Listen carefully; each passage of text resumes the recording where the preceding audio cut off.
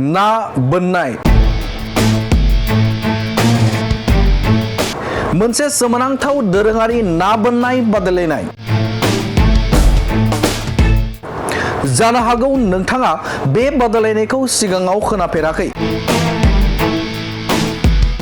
जानो हागौ नोंथांनि थाखाय गिबि बे बादायलायनाया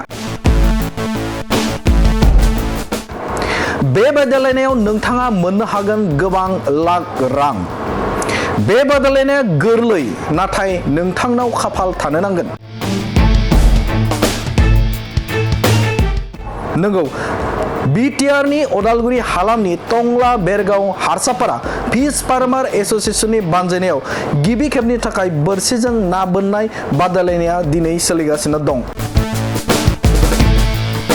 नंगौ नोंथाङा थिगखौनो खोनादों टंला बेरगावनि हारसापारायाव गिबि खेबनि थाखाय ना बोननाय बादायलायनाया दिनै सोलिगासिनो दं बे समाव जोंनि खौरांगिरि अनसुला बसुमतारीनि हेफाजाबजों ना बोननाय जायगानिफ्राय मा बुंदों नोंथांमोननि गेजेराव बड'लेण्ड बुब्लिया होनि खुलुमबाय आं नैबे समाव बड'लेण्ड बुब्लि साफ्रोमखौबो आं बे समाव गिबियावनो बरायग्रोबाय दिनै बिटिआर हालामावहाय गिबि खेबनि थाखाय बोरसिजों ना बोननाय बे ना बोननाय हाबाफारिया दिनै जागायबाय दिनै बे समाव आं दङ उदालगुरि जिल्लानि सिङाव थानाय भेरगाव टु टंला थांनाय बे लामानि हारसापारा गामिनि बे फुख्रि नैबे फुख्रियावहाय दिनै बे फुख्रियावनो दिनै बोरसिजों ना बोननाय बे हाबाफारिया सोलिगासिनो दङ आंजों दङ बे जायफोर बादायारि बिथांमोननि सासे दैदेनगिरि आं बिथांनिफ्राय नैबे समाव आं मिथिनानै लागोन बे समाव बेसेबांसो मानसिफ्रा बे समाव बादायारि बिथांमोना बाहागो लाफैदों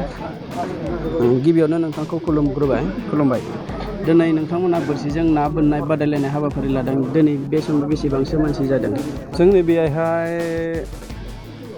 150सो जादों मानसि 150 बबेनिफ्राय फैदों ओरैनो मानसिफोरा ओरैनो फैनाया जाबाय नगाव मरिगाव शिबसागर आरो धेमाजि बिदि फैदों आरो बिदिनो क'क्राझार आरो बिथिं वेस्ट बेंगल बिदि सनितपुर बिदिनो जोंनि बिटिआर हालामनिबो दङ खाथि खालानिबो दङ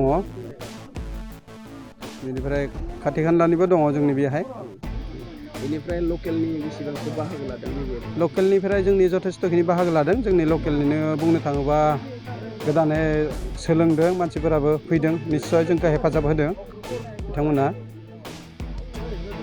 नैबे समाव आङो खोनानो मोन्दों नोंथांमोना जायबायदि बान्था हिसाबै नोंथांमोना फोसावदोंमोन बे बान्था हिसाबै नोंथांमोना बे बान्थाखौ एसे खमायनाय खोनादों बे थारैनो नंगौना नंगौ जों थारमाने गासैबो जों पार्टिसन खालामग्रा गासै जों बोरसि बोनग्रा एंग्लारफोरनि लोगोसे रायज्लायनानै जोङो प्राइज मानिखौ जोङो डिटेल्स माबाबाय जों फार्स्ट प्राइज हिसाबाव 1.5 लाख लाखिबाय सेकेन्ड प्राइज 75 आरो थार्ड प्राइजखौ जोङो 50,000 लाखिनाय जाबाय बिनि बादै फार्स्ट सेकेन्ड थार्डनि बादै आरो 3 जोनाव सायख'गोन होननानै बुंदोंमोन बेखौबो जोङो 5,000 कनसलेसन प्राइज हिसाबै लाखिनाय जाबाय 5,000 लाखिबाय दायो नैबे समावहाय बेसेबांसो आग बारायनानै दङ सोर बेसेबांसो मोननानै दङ दा बर्थमान ना गिदिरसिन मोनना दङ 2 किल 900 ग्राम बिदिनो दङ सेरथामनि खाथि आरो सेकेन्ड प्राइजआव दङ बर्थमान 2 किल 770 ग्राम थार्ड प्राइजआव दङ 1 किल 2 किल 620 ग्राम बर्थमान बेयो जानानै दं आरो बिसोरनि नंगौ थारैनो बिथांमोननि बादायनायावहाय दासिम आवगायनानै दङ बा दासिम सोलिगासिनो दङ बे बोरसिजों ना बोननाय बादायलायनाय हाबाफारियाहाय आं नैबे समाव केमेरा पार्सन बिथांखौ दिन्थिनो खावलायदों नाखौ बे समावहाय वाइड हिसाबै खालामगासिनो दङ नैबे समावहाय केमेरा पार्सन बिथाङा नोंथांमोननि सेराव दिन्थिगासिनो दङ नाया फार्स्ट प्राइज हिसाबै दङ आरो सेकेन्ड प्राइज हिसाबै थार्ड प्राइज हिसाबै आं बिथांमोननिफ्राय आं मिथिनानै लागोन बबे जायगानिफ्राय फैदों बा बे समावहाय बेसेबांसो ना मोनदों आं नैबे समावहाय बिथांमोननिफ्राय आं मिथिनानै लागोन হয় দাদা আপুনি ক'ত পৰা আহিছে আমি ধমধমাৰ পৰা আহিছোঁ ধমধমাৰ পৰা আহিছে কেনেকুৱা লাগিছে এইটো ভালে লাগিছে আজি প্ৰথম মাছ পাইছে না নাই নাই পোৱা এতিয়ালৈকে পোৱা নাই না আশা কৰি আছোঁ আৰু পাম বুলি बिथांमोना दासिम मोननो हायाखै बिथांमोना ट्राइ खालामगासिनो दङ मोननो थाखाय आङो केमेरा पार्सन बिथांखौ दिन्थिनो थाखाय खावलायदों। जोंनि बादायारि बिथांमोना बे फुख्रियावनो नैबे समावहाय बादायगासिनो दङ बा सेस्था खालामगासिनो दङ नाखौ मोननो थाखाय। सेथि बान्था मासेखौ बिथांमोना लानो थाखाय बिथांमोना बे समाव नारा नाथा नाजागासिनो दङ। आङो सानैसो मानसिनिफ्राय बे समाव आं मिथिनानै लाबावगोन नैबे समावहाय बबे बबे जायगानिफ्राय फैदों। आंजों दङ बिथांमोन बादायारि बिथांमोन। आदा नोंथाङा बबेनिफ्राय फैदों? सनितपुर डिस्ट्रिक्टनिफ्राय फैदों। सनितपुर डिस्ट्रिक्टनिफ्राय। ढेकियाजुलि। ढेकियाजुलि ना? दिनैनियावहाय बादाया बोरसिजों ना बोननाय बादायलायनाय हाबाफारि लादों। दिनै नोंथाङा माबायदि गोजोनदों? गोजोननायखौ मोन्दों मोननायालाय जोङो बोरसि बोननायालाय बोनदों माने नायालाय नाङाखै होनबाबो जोङो बिराद गोजोन मोन्दों आरो गोजोननाय मोन्दों आरो खेलाखौ गेलेनानै। सिगांफोराव बहाबाफोर बेबायदि बादायफेरदोंमोन नामा? बादायफेराखैमोन जों दा गिबि खेब गिबिसिन आरो थिनानै लाबावगोन बिथांदोंनो आरो खाथियाव दंबावो। आदा नोंथाङा बबेनिफ्राय फैदों? आंबो सनितपुर डिस्ट्रिक्टनिनो क'क्राझारनि। क'क्राझारनि ना? औ। दा नोंथाङा मा नाखौ मोनदों ना मोनाखै? नाखौथ' बर्थमान मोनाखै, टाइमा दंबावो मोननोबो हागौ। ट्राइ खालामगासिनो दं आरो ना? जायखिजाया बोरसिजों गेलेनो फैदों आरो जायखिजाया। जोंनि ओनसोलाव जे बेफोरबायदि बोरसिजों ना बोननाय बे हाबाफारिया जायाखै। नैबे गिबि खेबनि थाखाय जादों। नोंथाङा माबायदि नांदों?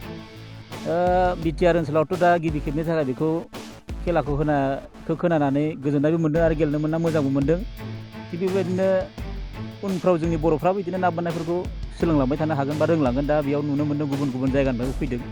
दा गुबुन गुबुन मानसिफ्रासो बेयाव नाफोरखौ बोखांनानै प्राइजफोरखौ मोननो हागौ बायदि नुलायलांदों। जोंनि बर'फ्राथ' मोन्दोंबाबो माने एसेबां रोङाखै आरो। दा बेनो गिबि खेब हिसाबै जोंहा सोलोंनायजों लोगोसे जों बे खेलाखौ गेलेनो मोनना मोजां मोन्दों आरो। नोंथाङा बबेयावबाफोर बादायफेरदोंमोन नामा? ओरैनोथ' बादायफेराखै। जों बिदिनो मबाइलाव नुनासो बेयाव खेलाखौ गेलेनो होनना फैदों आरो। नंगौ बिथांमोना दासिम नाखौ मोननो हायाखैब्लाबो बिथांमोना ट्राइ खालामगासिनो दङ। बिथांमोना सेथि मासिखौ मोननो थाखाय। नैबे समाव आङो दङ उदालगुरि जिल्लानि नैबे हारसापारा नैबे फुख्रियावहाय। बाजाज बाइक लाग्राफोरनिसिम मोनसे गोनांथार फोसावथाय।